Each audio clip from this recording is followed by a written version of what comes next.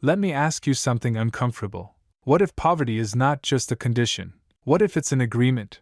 What if, without realizing it, you signed something years ago, not with ink, not on paper, but with identity? What if the reason you haven't broken through financially is because breaking through would mean breaking a silent contract?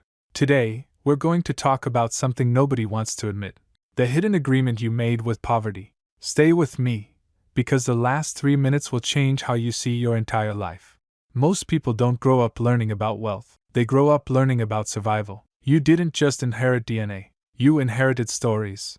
Money is hard to get. Rich people are corrupt. We are not the type of people that become wealthy. Be humble, don't chase money. These phrases may sound harmless, but repetition becomes identity, and identity becomes behavior. You didn't consciously choose poverty, you absorbed it. Here's the part nobody talks about. Sometimes you stay small because growing would feel like betrayal. If you earn more than everyone in your family, if you think differently, if you escape the environment, you might feel guilty, disconnected, misunderstood, accused of changing. So subconsciously you shrink, because belonging feels safer than elevation. That is the hidden agreement. I will not outgrow the tribe. There's a silent contract many people sign. I am hardworking, not wealthy. I am humble, not powerful. I am spiritual, not ambitious. I am responsible, not risky. These are identity contracts.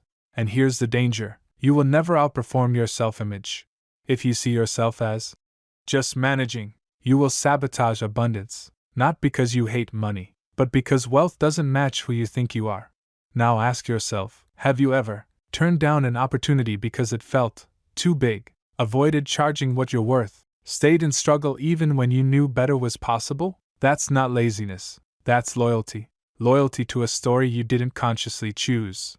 And until you see the agreement, you can't break it. Here's the truth: the agreement was never real. It was emotional, it was cultural, it was inherited, and you are allowed to renegotiate it. You can honor your family without repeating their financial ceiling.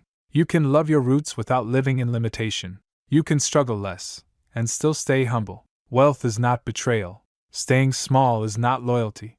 Tonight, ask yourself, what story about money am I still obeying? And if it's not serving you, revoke the contract. Because the only agreement that matters now is the one you choose moving forward.